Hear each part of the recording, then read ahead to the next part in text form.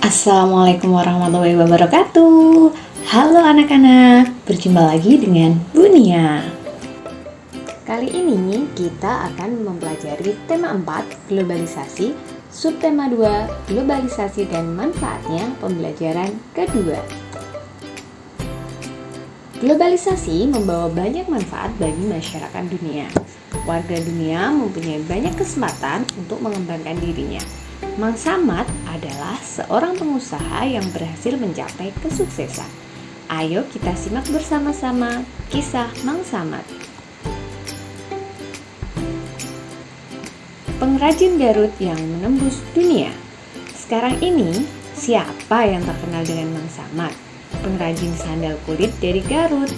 Ia sering sekali diundang di berbagai acara temu wirausaha untuk menjadi pembicara dan pemberi motivasi bagi para wirausahawan muda.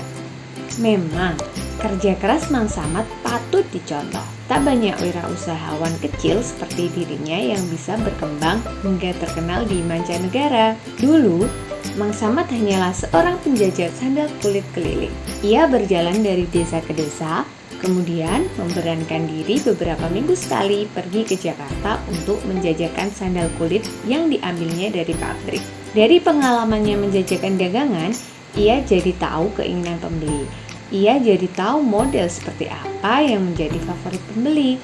Ternyata semakin rumit bentuk jahitan kulit sebuah sandal, apalagi untuk laki-laki. Justru tidak diminati. Bentuk sederhana dan klasik tetap menjadi favorit pembeli. Namun, kualitas kulit dan jahitan sandal menjadi hal yang utama. Merasa tak puas jika hanya menjajakannya, Mang Samad pun belajar untuk membuat sandal. Keterampilan dasar memproses dan menjahit kulit sudah Mang Samad miliki, karena desa tempat tinggalnya merupakan desa pengrajin sandal. Mang Samad hanya memperluas keterampilannya dengan belajar membuat pola sandal, belajar mengenal aneka bahan, lalu menambahkan pengetahuan minat pembeli dari pengalamannya berjualan. Mang Samad mulai bereksperimen dengan berbagai model sandal buatannya sendiri. Ia mencoba membuat sedikit, kemudian menitipkan di toko atau ke temannya yang berkeliling. Ketika laku, ia membuat lagi, mencoba model yang baru, mencoba warna yang baru, lalu begitu seterusnya. Hingga suatu saat, ia tidak bisa lagi memenuhi permintaan pembeli dengan tenaganya sendiri. Maka, mulailah Mang Samad mencari pegawai yang bisa membantunya. Dari 1-2 pegawai, sekarang sudah lebih dari 10 pegawai yang bekerja membantunya. Ia tak pernah jauh-jauh mencari pegawai, hanya dari orang-orang dekat di lingkungan tempat tinggalnya. Ia ingin kemajuan usahanya dirasakan juga oleh lingkungan terdekatnya. Semakin maju usahanya, semakin maju juga tingkat penghidupan pegawai yang bekerja membantunya. Mang Samad tidak saja menaikkan taraf hidupnya, tetapi juga membantu memajukan taraf hidup masyarakat di lingkungannya. Belajar yang tak pernah henti membuat usaha yang dirintis Mang Samad terus berkembang. Berbeda dengan produk sandal Garut yang model dan bahannya tak berubah dari waktu ke waktu, Mang Samad sering memperhatikan model sandal di majalah dan model sandal merek luar negeri yang dijual di toko. Ia pun secara berkala mengeluarkan model baru. Walaupun model yang dibuatnya sederhana, ia selalu menggunakan bahan yang terbaik serta teknik jahit yang kuat. Dengan demikian, sandal buatannya tahan lama. Suatu ketika, datang kesempatan bagi wirausahawan kecil di Garut untuk ikut memperkenalkan produk khasnya di sebuah pameran produk karya Indonesia di Jakarta.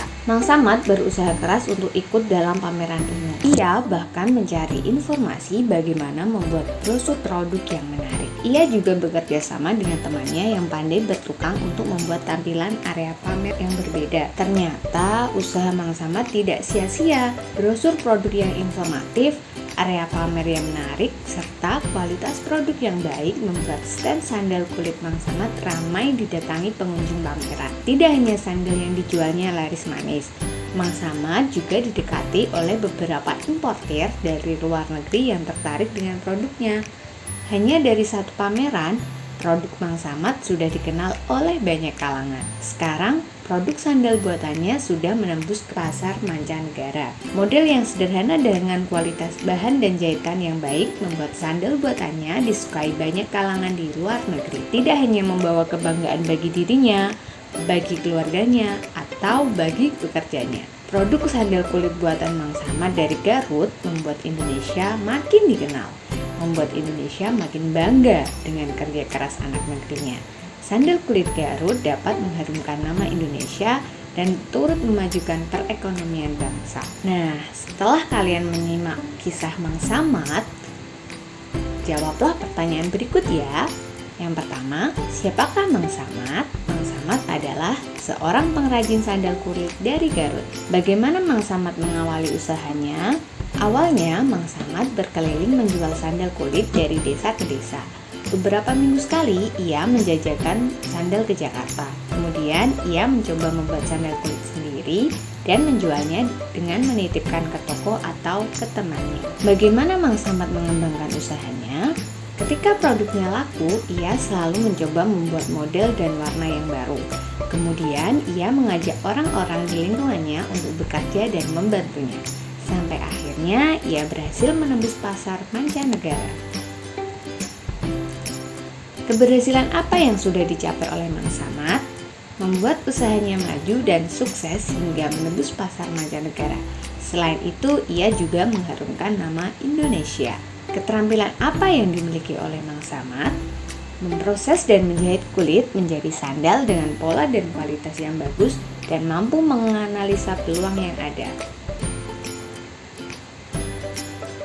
Sikap apa yang dimiliki oleh Mang Samad? Jelaskan. Kerja keras, selalu belajar dan berinovasi. Berkat kerja keras dan inovasinya, usaha Mang Samad dapat terus berkembang hingga mampu menembus pasar dunia.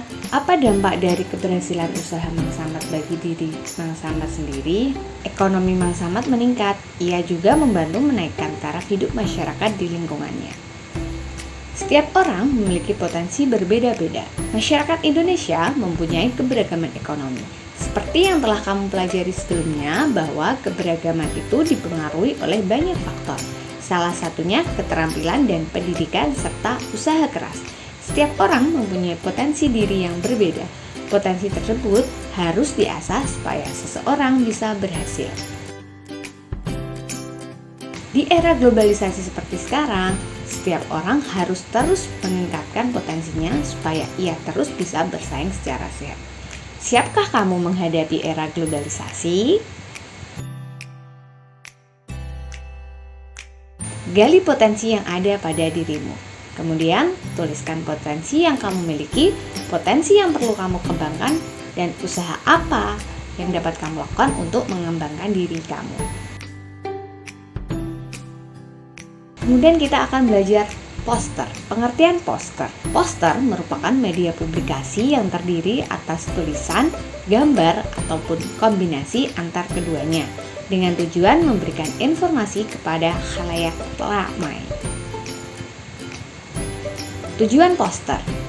Poster dibuat dengan tujuan untuk mengajak, membujuk, atau menghimbau masyarakat untuk melakukan sesuatu seperti yang telah dituliskan dan digambarkan di dalam poster tersebut. Poster biasanya dipasang di tempat-tempat yang strategis, seperti jalan-jalan utama, pasar-pasar, dan tempat-tempat lainnya. Ciri-ciri poster yang baik. Yang pertama, memuat komposisi huruf dan gambar. Kemudian dibuat dengan menggunakan bahasa yang singkat, padat, dan jelas. Yang ketiga, berisi sesuatu yang menarik perhatian orang. Yang keempat, ukurannya disesuaikan dengan tempat pemasangan. Yang kelima, menggunakan perpaduan warna yang kuat dan kontras. Contoh poster. Nah, ini ada 3 contoh poster. Silahkan kalian amati. Kemudian berikan pendapatmu mengenai poster tersebut. Apakah slogan sudah dapat dimengerti? Apakah bahasa yang digunakan sudah baik? Apakah ilustrasinya menarik? Apakah tata letak dan tulisannya sudah baik? Sekian pembelajaran kali ini. Terima kasih, semoga bermanfaat. Wassalamualaikum warahmatullahi wabarakatuh.